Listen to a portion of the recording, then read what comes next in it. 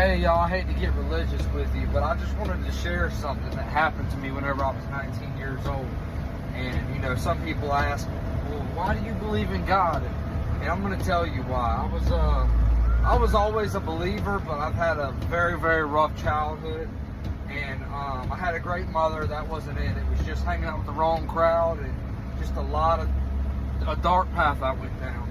And then losing people, and you know, I didn't question God, but I did turn my back on him for a while, and it was on purpose.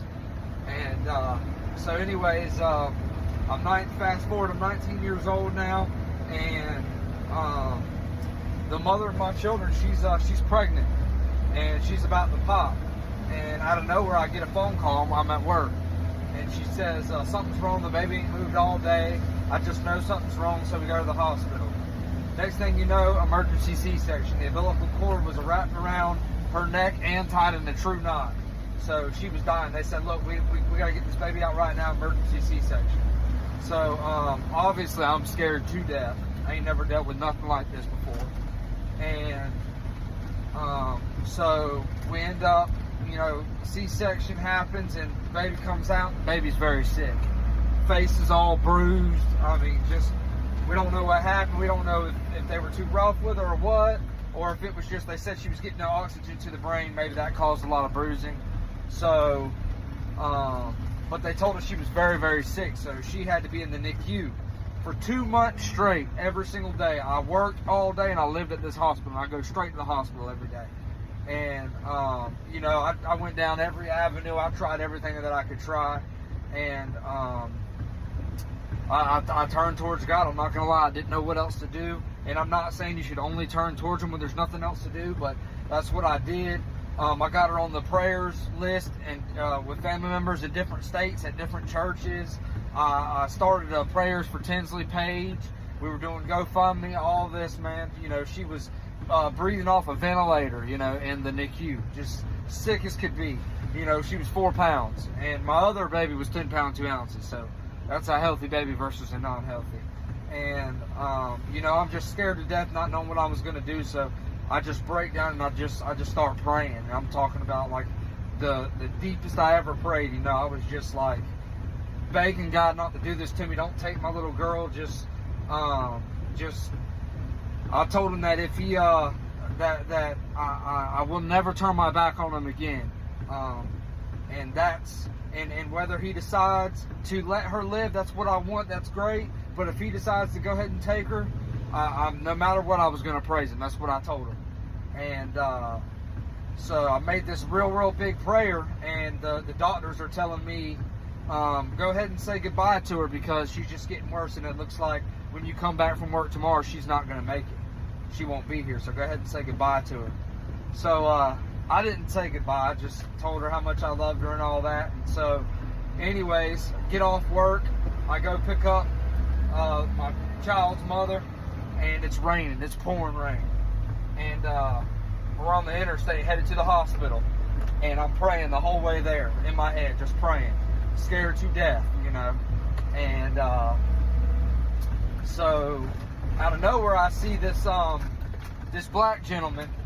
And the reason I say black is because we've all got stereotypes, you know, even white people. I've heard a lot of people say that the white bald man, he's most likely racist. That's a stereotype. Well, this one was a black gentleman, dreads. His pants were pretty much down to his ankles. He was broke down on the side of the road. His tire was flat. I had all the tools that I needed in my car, and I just drove right past him. On the interstate now, it's pouring rain, and I just drove right past him. And I was feeling awful about it. You know, I get about to, and it's on the interstate, so you can't just turn around, you know. So, and it's raining so bad, you can't even see, you know, 10 feet in front of you. So I start keep driving, get about a mile down the road, and I just start feeling this pull, like, whoa, Jared, you just made a big mistake, man. That was your chance. And you should have helped that man. You should have helped that man. You shouldn't have judged that man. You should have helped that man. And and it just keeps pulling on me. And then I hear this thought: you're asking God to help you, and you're not even willing to help the man on the side of the road when you have all the tools that you need, and you pull over all the time to help people, and you didn't help that man. So I felt terrible. So I ended up pulling off on the shoulder. You know, my child's mother, she's going crazy. What are you doing? You know, I'm on the other side of the white line on the interstate. Cars are flying by. You know, it's pouring rain. So I just start backing up on the interstate, on the other side of the shoulder. 3 miles I back up. The whole time she's in my ear. You're crazy. What are you doing? I don't say nothing. I just keep backing up.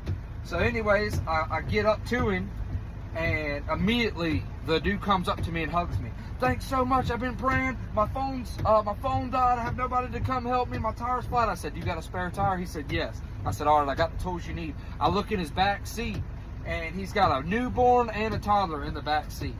So anyways, I get his tire changed for him, and he's just hugging me. You're an angel sent from God, and blah, blah, blah. And, you know, all this good stuff. And, you know, obviously I'm tearing up. Just seeing the kids there and just seeing how I knew I was just used, how I believe I was used.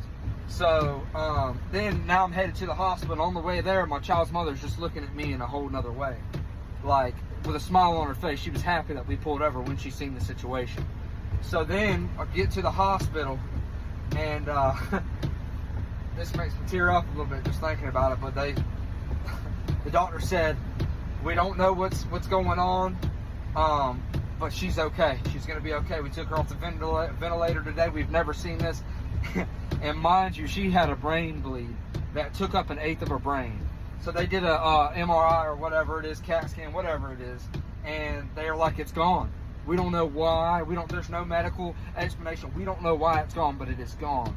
And so I ended up being able to take my daughter home on a feeding tube. She was intensive care.